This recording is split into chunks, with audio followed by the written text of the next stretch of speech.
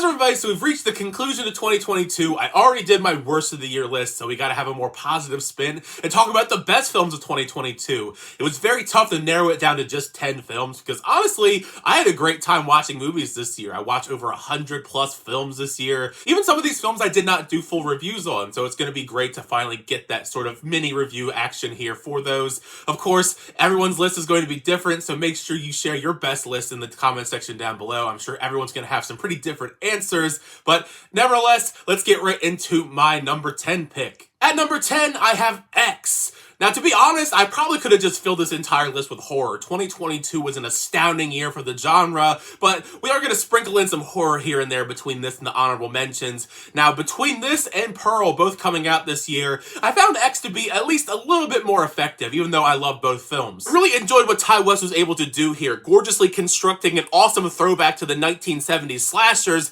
and I admired that old school feeling here, especially with this great cast of characters assembled, who are mainly pretty likable, making it all the more impactful once the carnage does inevitably ensue. Sure, the film does take a while to get to the blood and guts of it all, but I think that execution of tension here made it all the more satisfying once it does begin. And outside of the carnage, I really appreciated the commentary that X was trying to make with the script, kind of evoking a whole theme about ageism and beauty in general. Also, Mia Goth was phenomenal in this. Between this film and in Pearl, she's really got to showcase her acting abilities, and it really sucks that her performance is probably going to more than likely be ignored when it comes to the big award season just because they don't really respect horror that much. But yeah, both this and Pearl were great this year, and I'm very excited for Maxine when that does inevitably come out. At number 9, I have Barbarian. This easily was one of the biggest surprises for me all of 2022. I think one of the biggest things about this is the fact that the trailers pretty much gave nothing away about what the film actually was about. So when I did watch the film in theaters,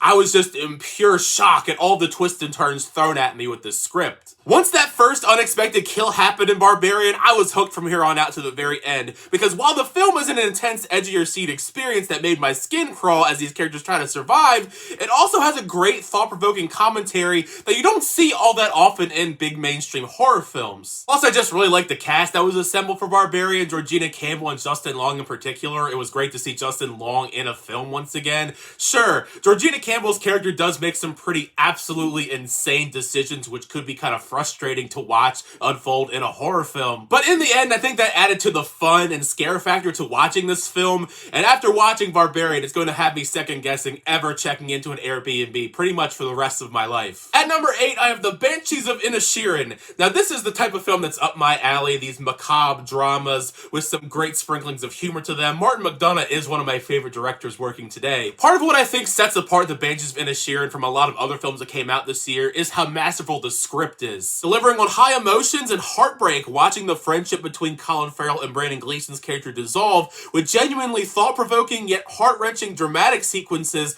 while still masterfully sprinkling in some genuinely solid dark comedy, like the stuff revolving all of the things with the fingers. I mean, of course, it was kind of gruesome to see Brendan Gleeson toss his fingers at somebody's door after he chopped them off, but it was genuinely pretty funny too. At least until we found out what happened to Jenny later on in the film. That also emotionally wrecked me. This film also is just one of the best looking films of 2022. It's gorgeously shot. Everything about this film is breathtaking from a visual standpoint, and every character in here, every actor is really giving it their all. I think the one that I think is the best out of the bunch is Colin Farrell, of course, who I think is a shoo-in for, at the very least, for an Academy Award nomination. At least for now, I think he is my frontrunner for who I think should win out of all the films that I saw this year, but we'll see when the Oscars come around. At number 7, I have Black Panther: Wakanda Forever. It's honestly amazing that despite all the difficulties that came with producing this film after the death of Chadwick Boseman, it still turned out to be this excellent. Ryan Coogler deserves all the credit in the world for doing such a fantastic job showcasing all these characters undergoing the grieving period of losing T'Challa, much like how we dealt with grieving losing Chadwick Boseman,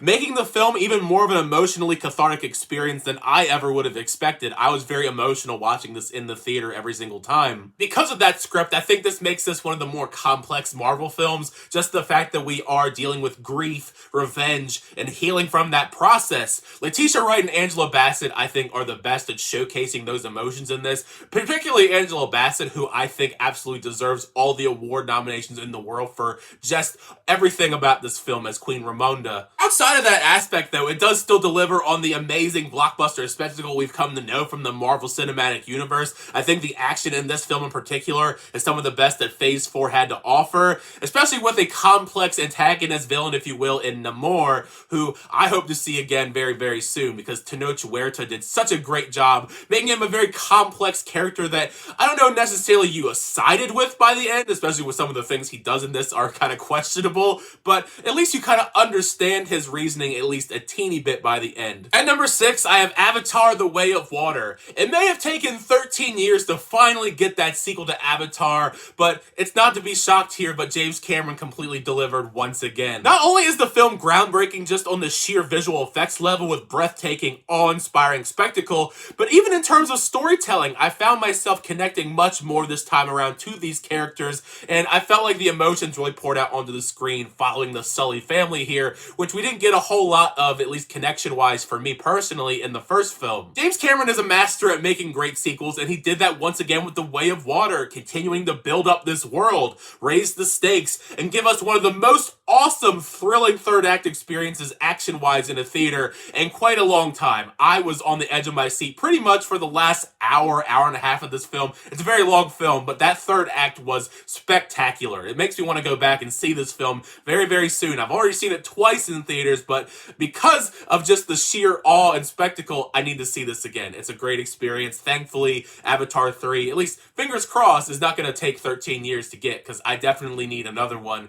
in a much shorter time span. At number 5, I have RRR. This is actually a film that I just recently watched not too long ago, finally on Netflix, and boy did it live up to the hype. I've never really delved into the Indian cinema market all that much, but this was just breathtaking. It was amazing. I was just loving every second of this very long movie. Those 3 hours did fly by though, because this was such an amazing experience all around and gave me everything that I could ever want from a film like this. I love the friendship between the two lead actors, and I genuinely cared about them when everything was going on in the film because everything was so heartfelt. And the action genre is one of my favorite genres. This was one of the most amazingly epic action experiences just on a visual level, the stunt coordination. Every time there was a big action set piece in this, my mind was blown, my jaw was on the floor. The film really just raised the bar for action movies, at least in my opinion. The one thing that does suck though is I did not get to see this in theaters, because I think I would have been even more hyped watching this with a big crowd and a bucket of popcorn in a packed theater. That is the only thing that I regret, that I didn't go see this in a theater, but make sure you check out RRR if you haven't already on Netflix. It is amazing. At number 4, I have Top Gun Maverick. I think out of all the films in my top 10, this is the one I've seen the most times, and I feel like most people have probably seen this a ton of times this year, because it did make over $1 billion at the box office, and I don't think the film ever got old every single time I watched it. Out of all of the films that I saw in the theater this year, I think this was one of my favorite movie theater experiences. It's a great throwback to classic blockbuster style filmmaking with the way that Joseph Kosinski directs these great edge-of-your-seat action spectacle sequences with Tom Cruise and company. I felt like it really made a big difference here, the fact that they did all of these scenes with the jets and the dogfighting in real life as opposed to just doing CGI. You can really feel the difference here in Top Gun Maverick. That element alone was pretty great, but I think what elevates the film a lot to me personally is the great character work here, building up the relationships amongst these characters, especially Maverick and Goose's son, and training for this life or death mission, and the way that we build up the stakes of this mission over the course of the film. So when we do get to that mission in the third act, it made everything even more exhilarating to see how they could potentially pull off this crazy mission. It's just blockbuster filmmaking at its finest, in my opinion. Tom Cruise, the man's crazy. I mean, there's no doubt about that. The fact that he's willing to do all of this stuff between Top Gun Maverick and the Mission Impossible films. But the man knows how to make action spectacle, and that's one of the best things about Tom Cruise, in my opinion. The fact that he does these things in real life. At number 3, I have Guillermo del Toro's Pinocchio. It truly is the year of Pinocchio when it comes to all the adaptations we got this year. But unsurprisingly, Guillermo del Toro is able to deliver a fresh, unique, and inspired take on the tale. Del Toro's usual style always hits with me so perfectly, just the way that he's able to incorporate his usual dark, whimsical style and inject beautiful heart and mature messaging within his stories. Does definitely still hit some of the usual beats that we're familiar with the Pinocchio story, but it's able to incorporate some great, unique, interesting new material into the tale with its setting, a genuinely stellar stop-motion animation, which I think is some of the best animation we got all of this year. I hope that I think it's a shoo-in for animated, but maybe we could even sneak in a Best Picture nomination as well. Guillermo del Toro just has a way when it comes to his storytelling that always deeply affects me emotionally, and I was an emotional wreck after watching this film on Netflix, so I'm glad I was able to watch this on Netflix in the comfort of my own home where people weren't watching me sniffling the entire time. But Guillermo del Toro, this is the way that you do a remake for Pinocchio, unlike the Disney one we got also this year. At number 2, I have The Batman. I know, very surprising. I've been wearing this shirt the entire time, so I'm sure most people assumed it was going to be high up on the list. But it's been quite a chaotic year for Warner Brothers and DC as a whole, so I'm really glad that this film ended up being as good as it was. I think Matt Reeves was able to craft probably one of the best modern comic book films of our time. I love the approach taken here, brilliantly crafting this noir-style detective story with Batman at the center solving the mystery. This dark, gritty interpretation of Gotham also was a great backdrop for all of the riveting action sequences we saw over the course of the film. I think my favorite in particular is the Batmobile chase. That stuff is the stuff of legends, especially as it's revving up. It took my entire breath away in the theater watching it, especially as Michael Giacchino's score is just pulse-pounding the entire time. We have seen younger interpretations of Batman and Bruce Wayne before in media, but I thought that Robert Pattinson's portrayal was excellent here. The fact that he is highlighting the struggle, finding that balance between Batman and Bruce Wayne and preferring to be Batman, along with the just fantastic supporting cast. Zoe Kravitz as Catwoman is iconic. Colin Farrell once again is on this list, but this time he's not very recognizable as the Penguin. Has me very excited for him to get his own spin-off show, just because in the limited action he had in this was pretty great. And Paul Dano's Riddler is so hauntingly creepy as this kind of amalgamation of the Zodiac Killer and other real-life serial killers that I was just haunted every time he was on screen. Something different, and this film in general is just something different. It has me very excited to see where the rest of this universe goes, because this was such a great fresh start for the Batman character. Now, we only have one film left. It was really tough. I almost wanted to cheat and have both this film and the Batman be tied for number 1, but I figured one film has to be number 1 and one film has to be second place. But there are a lot of honorable mentions because I had such a great time watching films this year. So here is a very long list of honorable mentions before number 1. Glass Onion, Decision to Leave, Tar, The Whale, Bones and All,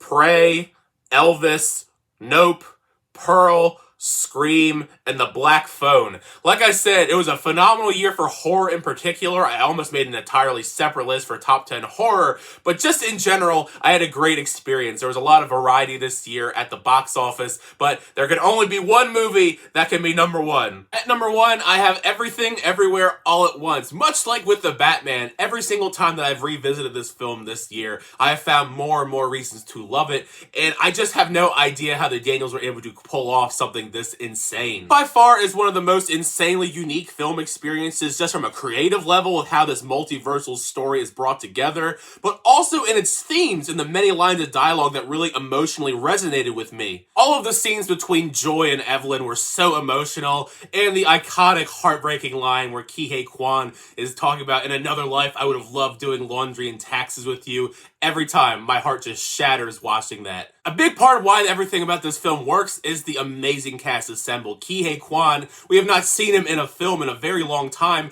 and he was spectacular, out of this world here. Stephanie Hsu, also a breakout candidate here. She was just electric as Jobu Tupaki, and really sells everything. I hope that she gets more recognition as award season goes, because for right now, she's kind of been snubbed. And of course, the best one of them all is Michelle Yeoh. Of course, we always know she's going to be badass in the fight sequences, which are pretty great in Everything Everywhere All at Once, but she finally is here allowed to flex her acting prowess with this emotional journey for her and her daughter's character, both of which you care for deeply by the end of the film. Like I said, it left me an emotional wreck by the end, and there are scenes in this, as we are jumping through the multiverse, where there are different versions of these characters that you wouldn't think would emotionally impact you, whether it be they have hot dog fingers or they're just rocks talking on a ledge. It's some heavy-hitting material, and I think a lot of people emotionally connect to the journey that these characters go on. And between that and just the unique nature of the multiversal concept, I think this is the most unique experience of anything that I saw that came out in 2022. And also, one of the best A24 films as someone who was a huge fan of A24. But there you have it. That is my top 10 films of 2022. It was really hard, like I said, to narrow it down to just 10 films because I love so many different films. So that's why I tried to throw in as many honorable mentions as I could. But still, I'm very excited to hear everybody's list in the comment section down below. What are your top 10 best films of 2022? I'm sure that there's probably going to be some similarities, but also the fun of this is the divisiveness of the top 10 list, because I feel like there are going to be a lot of variations, and I'm excited to hear those in the comment section. So make sure you share your list down below. 2022, it's been quite a year for film. I am very stoked to see where we go with 2023. There are many films next year that I am highly anticipating. As we come to a close on 2022, I want to make sure I let you guys know just how much I appreciate your support for the channel. It really means a lot to me. We've done a lot of stuff on the channel this year with reviews for movies, TV, reactions, a bunch of other stuff in between, like rankings. It was a great year for the channel. It's probably the best year in every single year I've ever been on YouTube. So without your guys' support, I wouldn't be here. And I'm hoping that 2023 continues to be another phenomenal year for the channel. And like I always say, make sure you leave a like on the video and also subscribe to the channel if you haven't already. So I always update reviews, reactions, unboxings, and more. Next time, I'll see you guys later.